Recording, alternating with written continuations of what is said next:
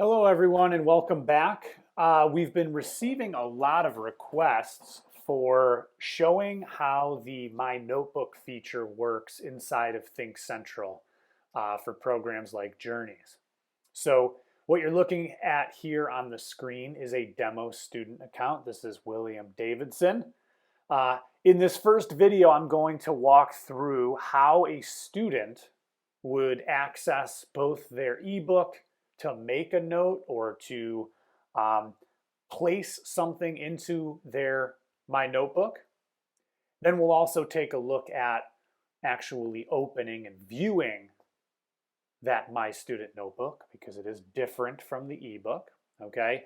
And then in later videos, I'll show what this looks like and some of my options on the teacher side as well. So we can jump back and forth to see what this looks like in student view and teacher view.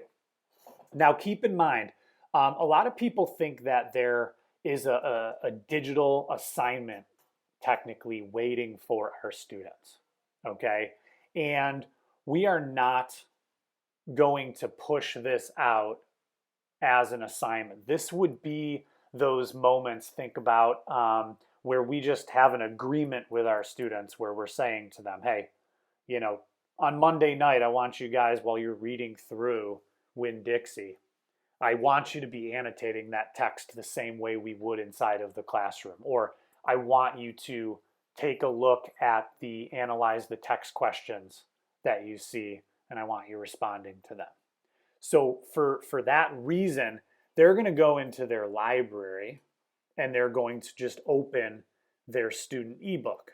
Now, William Davidson is a student who sees Go Math and Journeys, and his technically defaults to his math page. So maybe you also need to remind students that they have a math and a reading section. Just kind of want to put that out there.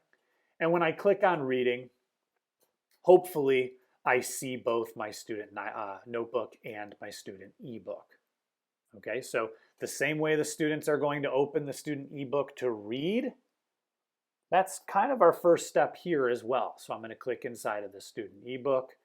Let me pull my window open here a little bit so you can all see it better. Okay, I'm going to jump in, and luckily for us, because of Winn-Dixie, is the first text that we see inside of Unit 1, Lesson 1. So I'm going to use the table of contents to just quickly jump to because of Winn-Dixie.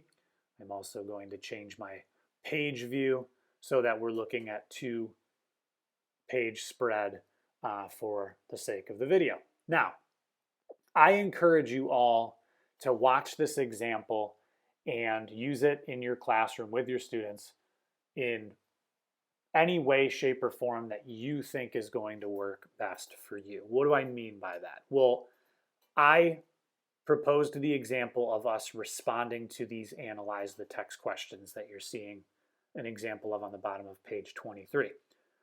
From what point of view is the story being told? How do you know?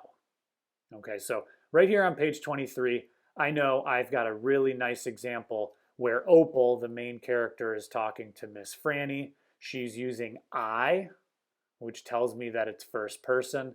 So as the student, I'm pretending I'm William, I'm going to capture that as my evidence. I'm going to click, drag, and highlight the text, all of the portion that I want. And let's say, for example, my teacher has requested that every time we are responding to analyze the text questions, we're going to use the green color highlight. So I clicked on that over here. Underneath that, I can start to respond to the question. I think that this story is being told from the first person point of view, right? And the student would type all of this, but for the sake of the video, I'm going to just trail off here, okay? And I'm going to pause for just 1 second to go back to that point I made earlier. Green might be analyze the text. However, maybe during a first read, we ask our students to flag with like the purple color highlight any questions that they might have about the text, right? Or I don't know, maybe they're highlighting things in yellow that we had classroom discussion about, right? So that we can color code our notes so that it's easier for all of us to find what it is we're looking for when we go back, okay? And think about it, realize you also have underlining here as well, right? So if I just want to underline the text, I can do that, right? Or I can change it back to highlighting. You'll notice that the students can save their note, but if I want to be able to view it using the My Notebook feature, I'll also want them to check the My Notebook box. And keep in mind, after you do that, students can also start to give a name to or tag their notes as well. Now, when students make their first note of the school year, tagging isn't going to be that important. But if you can think all the way to the end of the school year, and we've been putting notes into our digital notebook all school year long, it's going to help to have a filter option where I can tell the computer very quickly, hey, let's search just my notes for Winn-Dixie. When I go into my notebook, it will filter out all of the different texts that we have made notes in or answered questions to. So I'm going to add that as one of my tags, and I'll click save before I'm finished. Okay, and notice any notes that I make will save in that My Notes feature, right? If I turn the page and keep reading and I go back to that page later, that note sticks. I can get to it by clicking here on the screen, or I can come back over, click on my notes. It's always going to be saved there for the students.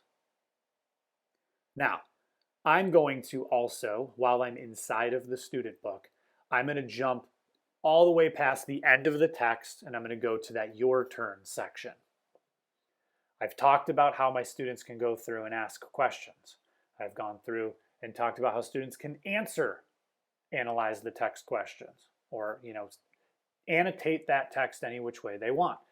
Another option for us, okay, is this icon in the top left-hand corner of the Your Turn section. Okay, if I'm inside the classroom, I'm having students partner up or work within a small group and have these conversations authentically in person. But if we're working from home, we don't have that luxury. I can have students click, and you'll see that there are options for recording. And actually, if we're in the classroom, I could even require 2 students to record their conversation and submit as well. So technically this could be used in the classroom.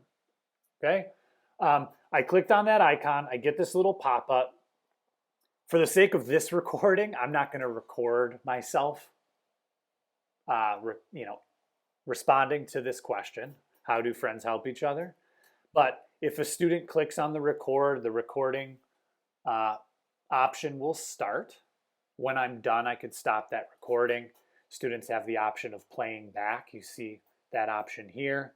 And once again, they can save by clicking that My Notebook item in the bottom left. And that will also save to the student's My Notebook for me to listen to later, for my student to listen to later. Okay? Just wanting to give a handful of options of how we can use this My Notebook feature. Okay, I'm going to close this out for now. And while I'm still in my student account, I'm going to go all the way back to the My Library section of reading. Remember, we were just in the ebook. But let's pretend now I want to just look at my notebook as the student.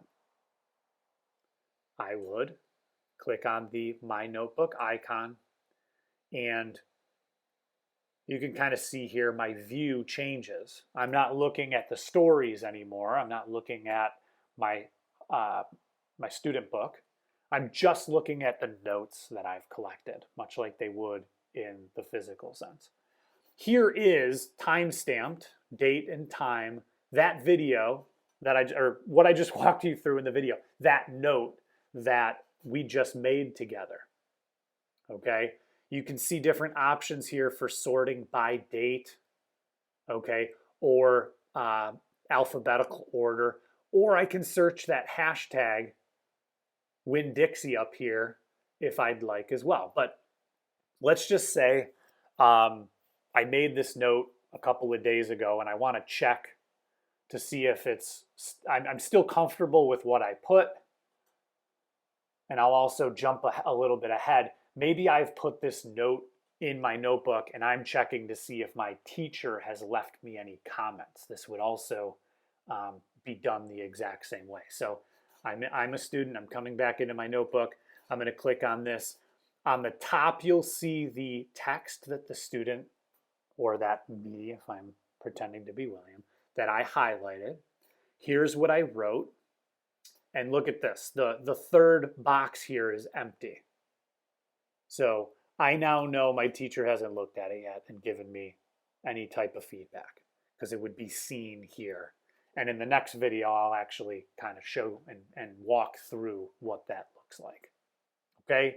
Again, my last couple of options as a student, I could print this. Let's say, for example, student makes the annotation, teacher reaches out to them to say, hey, I still haven't seen any of the work you've done, but I know for a fact that I've done the work. I could always print this out, hand it in to my student or to my teacher rather. I could do that if I wanted. Or let's say I made a mistake. I want to completely start over from scratch. I could delete this as well. Okay. Or I could just close it out and jump to my next note. You'll also see over here, once the teacher does start to make comments, I can very quickly get there by clicking onto the teacher comments in the left-hand part of the screen.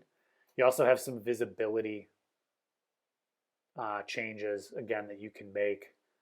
You know, if you want the thumbnail or you want your notes to stack, okay, some other options as well.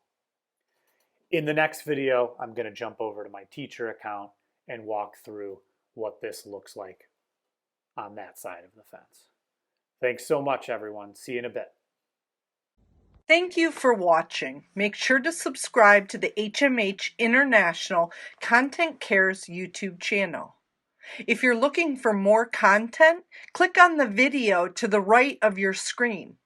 Welcome to our global community.